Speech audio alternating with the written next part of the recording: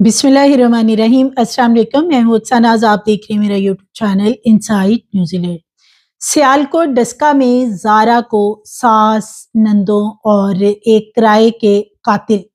नवीद सोनी ने मिलके ज़िबा किया, टुकड़े किए और गंदे नाले में फेंक दिए। सर और चेहरे को जला दिया ताकि बॉडी की शिनाख्त ना हो सके। और इस केस की जो गुत्थी है, यानी इस मर्डर की जो गुत्थी है, वो कभी भी ना सुलझ सके। ज़ारा के कातिल इस वक़्त पूरी कोशिशों में हैं, यानी यास्मीन, सुगरा, अब्दुल्ला और नवीद, कि किसी तरीके से उनकी माफ़ी-तलाफ़ी हो जाए, उन्हें बाहर निकाल लिया जाए। और इस वक़्त जेल के अंदर से एक बहुत बड़ी खबर सामने आई है कि सुगरा और यास्मीन जेल के अंदर क्या शर्मनाक हरकतें कर रही हैं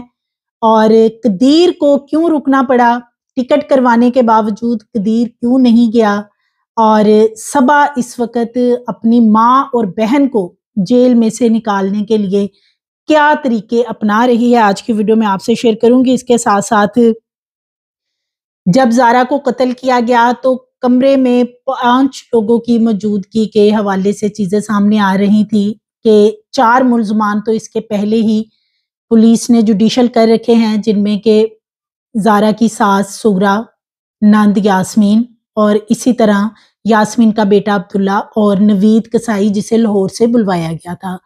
एक 5वें शख्स के डीएनए मिले थे उस कमरे में से, उस बेड की चादर के ऊपर से। कि वो 5वां शख्स कौन है, आज की वीडियो में बताऊँगी कि ये एक्चुअली कौन है जिसका डीएनए मैच हुआ है। और रमज़ानुल मुबारक से पहले क्या इसका चालान पुलिस जमा करवा देगी? पुलिस इस हवाले से क्या कहती है? प्रोसिक्यूशन पंजाब क्या कहते हैं कि ज़ारा का केस जो है ये क्यों डिले का शिकार हो रहा है, कि फोरेंसिक के जो टेस्ट हैं क्या ये एक ही दफ़ा में पहले नहीं करवाए जा सकते थे? मुल्ज़मान को रिलीफ देने के लिए जुडिशल किए जाने के नाम पे जेल में रखा गया है, सहूलियात फ़राहम की जा रही हैं, इस हवाले से ये भी कुछ चीज़ें सामने आ रही हैं। तो ये आज की वीडियो में तमाम चीज़ें आपके सामने रखूँगी।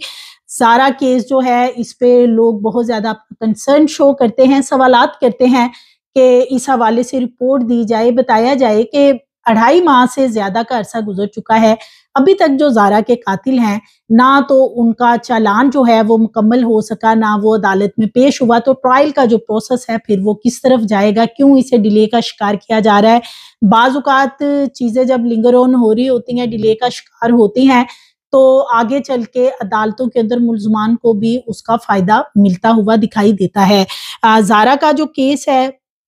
जैसे कि थोड़ी-सी मैं डिटेल आपसे शेयर कर देती हूँ कि ज़ारा को बड़ी ही बेदर्दी से 10 नवंबर 2024 को सियालकोट डस्का का एक नवाही गाँव है कोटली मरला, जब वो अपने ससुराल में मौजूद थी और सो रही थी, उस वक़्त उसको कत्ल करने की जो प्लानिंग थी, उसको अमली जामा पहनाया गया। और जो सास है उसने लाहौर से एक किराए का कातिल बुला रखा था, नवीद कसाई सोनी जिसका नाम बताया जाता है। और इस शख्स को उसके कमरे में दाखिल किया जाता है और फिर उसका गला दबा के पहले उसे कत्ल किया जाता है। फिर डेड बॉडी को बाथरूम में ले जाया जाता है, टुकड़े किए जाते हैं और मुख्तलिफ उसके बैग्स बनाए जाते हैं। फिर इन तमाम चीज़ों को एक अक़बी दरवाज़े से, यानी छत पे बैक एरिया से ले जाया जाता है, जहाँ पे कोई सीसीटीवी कैमराज़ मौजूद नहीं होते। और ये सारे बैग्स उधर फेंक दिए जाते हैं और वहाँ से फिर अब्दुल्ला और सुगरा दोनों मिलकर इन बैग्स को गंदा नाला जो इनके करीबी एरिया का है, वहाँ पे ले जाके दूर-दूर फेंक देते हैं,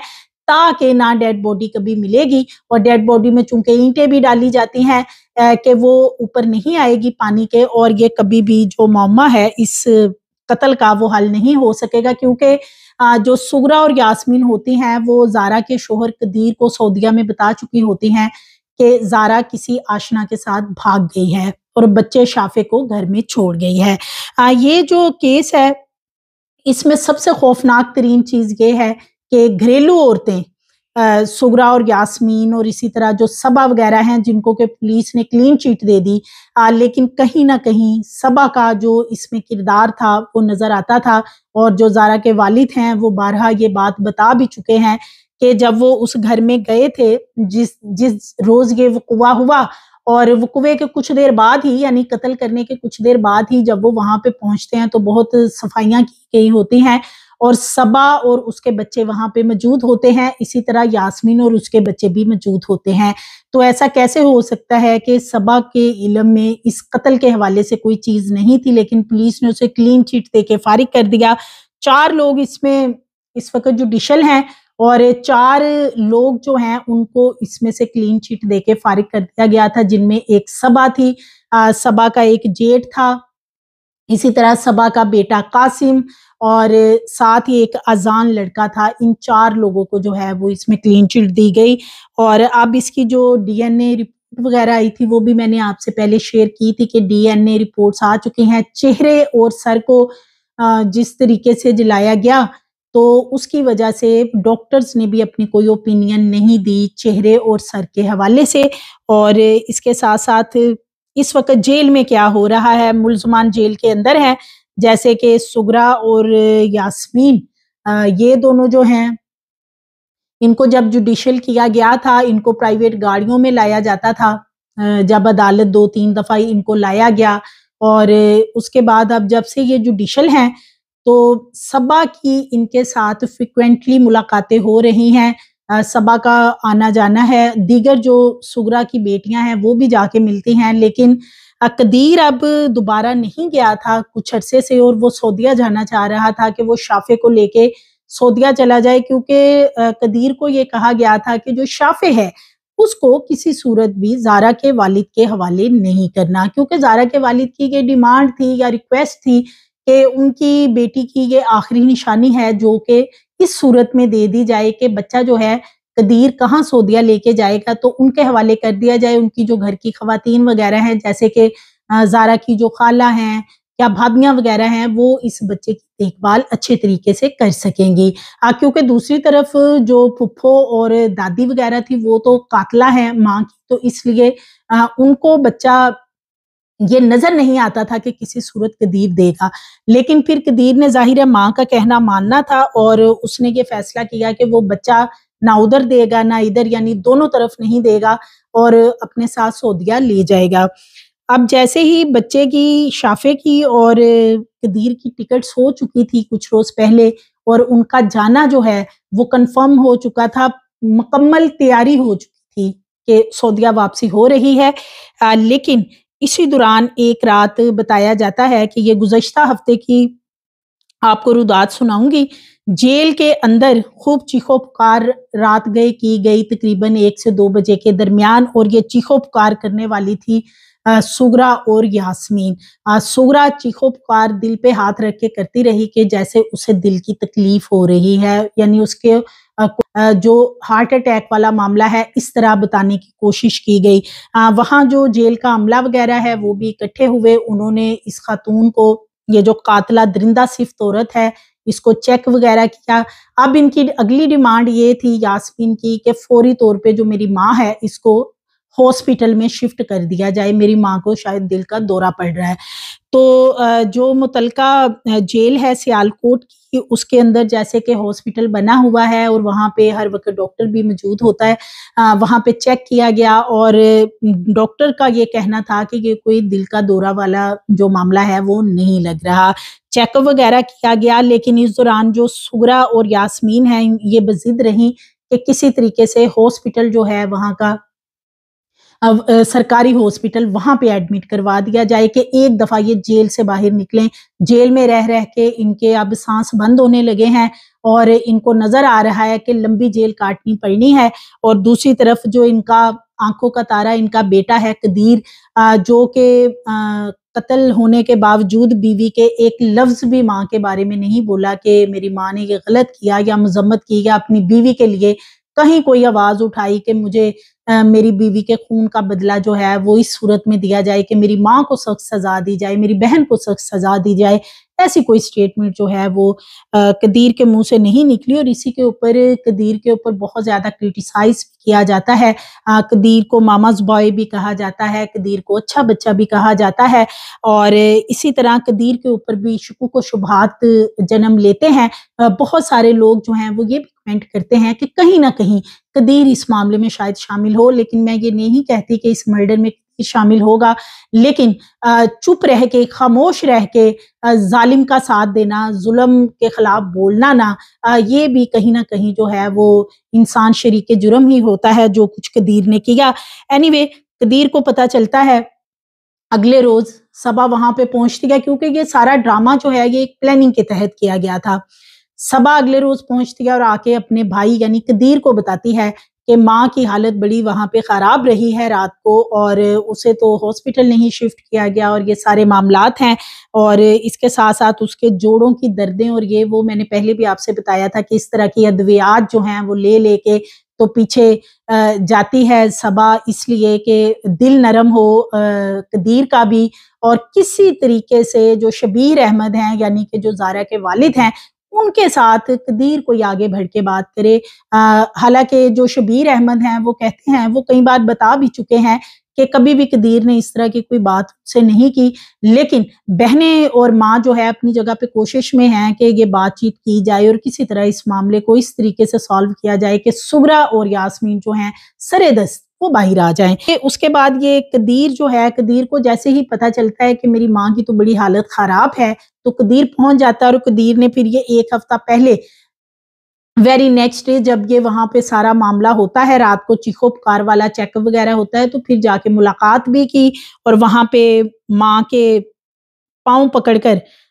माँ से पूछता भी रहा, पूछ-गीछ भी करता रहा कि अब उनकी तबीयत कैसी है, हाल अहवाल कैसा है, और रोता भी रहा कि मैं कर कुछ नहीं पा रहा हूँ। और कदीर को ये भी कहीं न कहीं रंज और तकलीफ है कि 311 की सेक्शन जो है वो प्रोसिक्यूशन पंजाब की तरफ से क्यों इसमें शामिल कर दी गई। अगर ये ना होती तो शायद कोई कल-कलां को सुलह का कोई ना कोई ऐसा हल निकल आता। लेकिन चूँकि 311 की सेक्शन के बाद ये वाला हक भी छीन लिया गया है कि अगर ये आपस में खुदा ना ख़ास्ता कल को सुलह करना चाहें, जैसे कि ज़ारा के वालिद हैं, उनको ही किसी तरीके से ब्लैकमेल कर लेते हैं, और आगे चल के कुछ अरसे बाद उनका दिल पिघल जाता है, जैसे कि फैमिलीज़ में होता है, जब फैमिली के अंदर से बिलख़ुसूस मर्डर वग़ैरह किए जाते हैं, तो उसमें मोस्टली यही चीज़ें होती हैं कि 6 महीने साल बाद जो है वो बर्फ पिघलना शुरू हो जाती है। बीच में जो और दीगर बरादरी के लोग होते हैं वो अपना कोई ना कोई किरदार, कोई रोल प्ले करते हैं कि किसी तरीके से माफ़ियाँ-तलाफ़ियाँ कर दी जाएँ, और 99% इस तरह के केसेज़ में माफ़ियाँ हो जाती हैं। फैमिलीज़ के अंदर से ही एक शख्स को मर्डर किया गया है और कातिल भी फैमिली के अंदर से है, तो बहुत कम सज़ाएँ होती हैं, इस तरीके से माफ़ियाँ दे दी जाती हैं। तो अब ये जो 311 की सेक्शन है, ये इस वक़्त कदीर के गले की बिलख़ुसूस हड्डी बन चुकी है कि कदीर चाहे भी तो कुछ नहीं कर सकता, और दूसरी तरफ अगर शबीर अहमद ज़ारा के वालिद, फ़र्स्ट ऑफ ऑल तो ख़ैर वो बाप होने के नाते जिस तकलीफ़ और करब से गुज़र रहे हैं, वो तो ऐसा कभी भी नहीं चाहेंगे कि जो उनकी बेटी है, उनकी बेटी को जिस तरीके से कत्ल किया गया है, जैसे उसके बेचारी के टुकड़े किए गए, किस तरीके से उसका बेटा तड़पता रहा और उसके सामने उसकी जान ले ली गई, और फिर सबसे ज़्यादा खौफ़नाक तरीन हरकत कि सगी खाला, सगी कज़नें एक गैर मर्द से उसको बरहीना करवा के उसके पीसेस करवा रही हैं, उन्हें वॉश कर रही हैं, बैग्स भर रही हैं, और फिर सबसे जुल्म की इंतहा के उस बेचारी का कसूर सिर्फ ये था कि वो शोहर की चीज़ें सँभालती-सँभालती कब्र में चली गई, और इन लोगों के आगे वो बुरी भी बनती रही कि शोहर का शायद सारा माल वो सँभाले बैठी है, और उसको फिर चेहरा जला के और उसका सर जला के उसे इस चीज़ की सज़ा दी गई कि जो सुगरा घर में आली नाल थी, तो सुगरा को रिप्लेस किसी तरीके पे से भी जो ज़ारा है वो नहीं कर सकती थी। बेसिकली तो उसे इस चीज़ की सज़ा दी गई थी। और दूसरी तरफ जो कदीर है, तो कदीर के बारे में मुझे तो ये चीज़ समझ नहीं आती कि जो ये कहा जाता है कि कदीर बहुत मोहब्बत करता था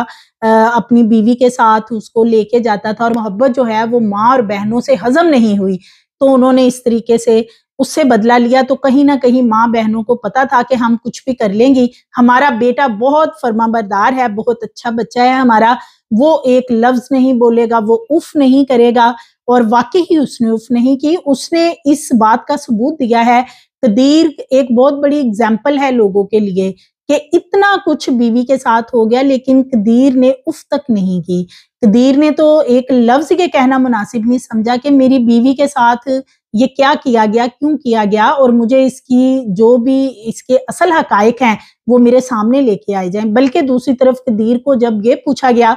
कि जो घर के अंदर एक अलमारी थी और उसमें से जो रिकवरीज वगैरह करनी है वो क्या की हैं, तो कदीर ने वो भी बताना मुनासिब नहीं समझा कि चूंकि दूसरी तरफ चोर जो है वो माँ और बहनें हैं, माँ और बहनों ने उस अलमारी को तोड़ के वहां से चीजें चुराई हैं, तो किसी को कानो कान खबर ना हो कि वो जो असल चोर हैं उन्होंने वहां से चुराया क्या क्या है।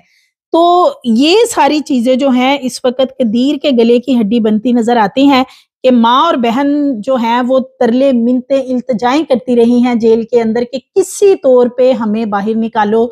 यास्मीन का ये बार बार मुतालबा था कि माँ को बाहर निकालो, बीवी तो चली गई, किसी तरीके से माँ को बाहर निकाल लो, और माँ बाहर निकल आएगी तो यास्मीन भी बाहर आ जाएगी और फिर इसी तरह जो अब्दुल्ला है वो भी बाहर आ जाएगा। दूसरी तरफ जो सुगरा है, कदीर की वालदा, उसका ये बार बार कहना था कि किसी तरह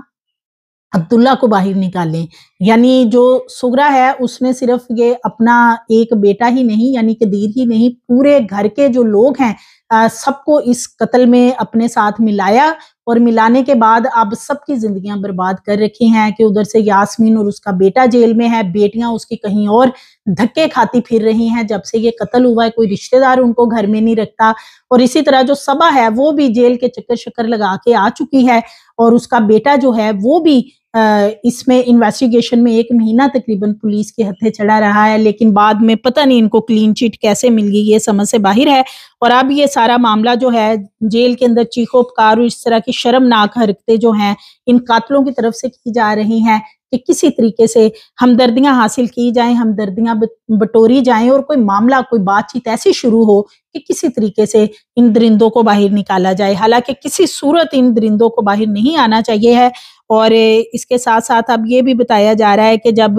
सुगरा का सारा ये चेकअप वगैरह किया गया है, जो वो बहाने बना रही थी कि उसे शायद कोई दिल की तकलीफ हो गई है और उसे किसी हस्पताल में थोड़े दिन डाल दिया जाए कि वो अपनी कंपेन चला सके, हस्पताल में उसकी मुलाकातें वगैरह हों, और फिर एक दफा जरा जेल से तो बाहर आए ना, फिर उसके बाद कंपेन के तहत बाकी भी सबको बाहर निकाल लिया जाएगा शायद। लेकिन जब उसका चेकअप वगैरह किया गया है तो ऐसा कुछ नहीं, जो हस्पताल का अमला है वो भी काफी फिर सख्ती से इनके साथ निपटा है कि इस तरह की चीखों पुकार जो है ये पहले भी एक दफा कर चुकी हैं। जो अंदर अमला है उनकी तरफ से यही जराए बताते हैं कि ये इस तरह के ड्रामेबाजियां जो हैं सुगरा और यास्मीन की तरफ से पहले भी 1-2 दफा की गई हैं कि किसी तरह शायद किसी सरकारी अस्पताल में दाखिल करा दिया जाए और जेल से जरा इनको छुटकारा मिल जाए। तो दूसरी तरफ जो सबा है, जब कदीर की मुलाकात हुई है सबा साथ मौजूद थी, और सबा जो है वो नवाले बल्कि जो है कदीर के मुंह में इस हवाले से देती रही कि माँ का हाल देखो क्या हो चुका है, बीवी तो चली गई, गलती हो गई, जो भी होना था हो चुका है,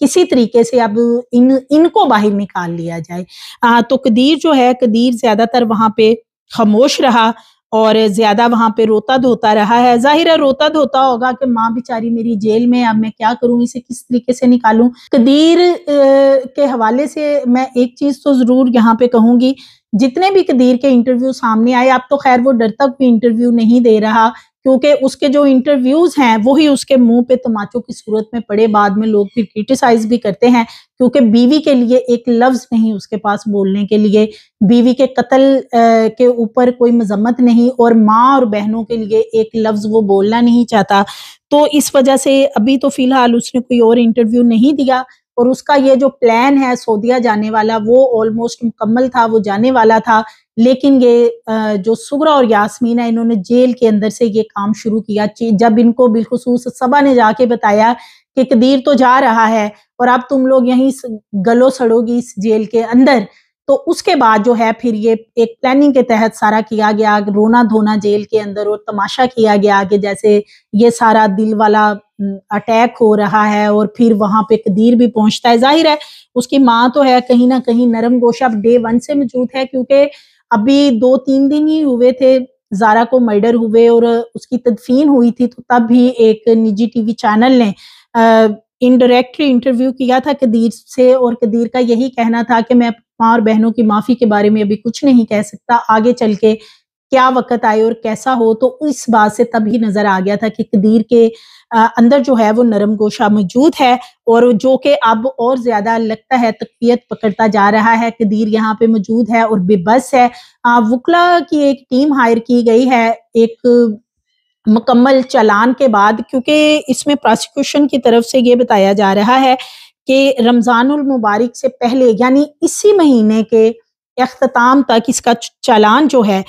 वो अदालत के अंदर जमा करवा दिया जाएगा। चालान ऑलरेडी बहुत डिले हो चुका और इसकी सबसे बड़ी रीज़न प्रोसिक्यूशन पंजाब की तरफ से, पुलिस की तरफ से ये बताई जाती है कि जो बिलखुसूस फोरेंसिक लैब की रिपोर्ट थी वो सारी आ चुकी हैं और वो उन रिपोर्ट्स के ऊपर जो डॉक्टर्स की ओपिनियन थी वो भी आ चुकी, जो कि मैंने पहले आपसे शेयर की थी। लेकिन कमरे के अंदर एक डीएनए और मिला था और वो इस शाफे बच्चे का था। बच्चा ज़ाहिर है कमरे में मौजूद था, बच्चा सेहन में मौजूद था।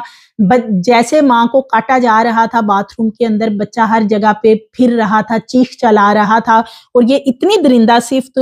फुफ्फो और दादी हैं कि ये उस बच्चे की चीखो पुकार भी इन पे कोई असर नहीं की, कि ये उस पे ही रहम खा लेती कि हम इससे इसकी माँ छीन रहे हैं, ममता छीन रहे हैं। और कुछ ऐसा ही ज़हन जो है वो कदीर का भी नज़र आता है। कदीर जो है वो चले सारी चीज़ें एक तरफ, लेकिन कम अज़ कम किसी जगह पे आके मज़म्मत ही कर देता तो कोई ये कहता कि चले ज़ारा के साथ कहीं न कहीं कदीर ने भी इंसाफ किया है, लेकिन ऐसी कोई चीज़ आज तक हमारे सामने तो नहीं आई। अब डीएनए रिपोर्ट के हवाले से जैसे कि शाफ़े की रिपोर्ट जो है वो भी तैयार हो चुकी है और इसका अब एक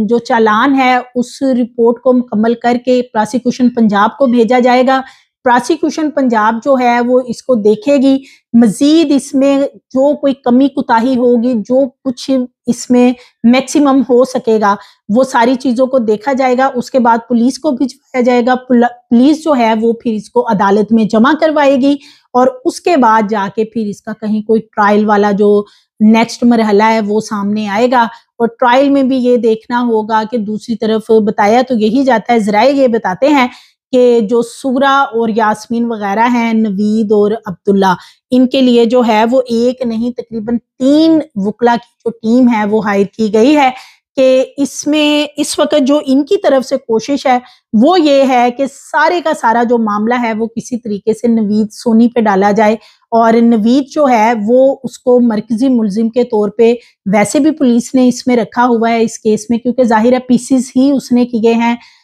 गला उसने दबाया और बाकी ये यास्मीन सुगरा उसके साथ जो भी करती रही हैं मिलके, लेकिन उसको फंसाकर और ये जो यास्मीन है बिलखुसूस और इसका बेटा अब्दुल्ला है, पहले मरहले में किसी तरीके से इनको बाहर निकाल लिया जाए। इनकी ये कोशिश है, जो ये अपने वुकला के साथ इनकी मुशावरत और सारी चीज़ें जो इनकी तरफ से तैयारी है। और दूसरी तरफ अब ये डीएनए रिपोर्ट जो है ये ऑलमोस्ट मुकम्मल हो चुकी है और अब देखना ये है कि ये कब पुलिस की तरफ से सबमिट करवाई जाती है। मुल्ज़मान के बारे में ये भी जेल के अंदर से खबरें इस तरह की भी हैं कि काफ़ी इनको वहाँ सहूलियात मुयस्सर हैं। घर का खाना वग़ैरह जो है वो भी इनको पहुँचाया जाता है जेल के अंदर। आप सब लोग जानते हैं कि वहाँ पे ए, बी, सी क्लास लेना कोई बड़ा मसला नहीं है। पैसे की गेम है सारी, सारा पैसे का खेल है और ऐसे-ऐसे मुल्ज़मान जेलों के अंदर हैं कि जिन्होंने मर्डर तक किए हुए हैं, लेकिन जब आप उन्हें ए क्लास, बी क्लास जाके देखते हैं तो सारी की सारी सहूलियत घर जैसी उन्हें जेल में भी मिल रही होती हैं।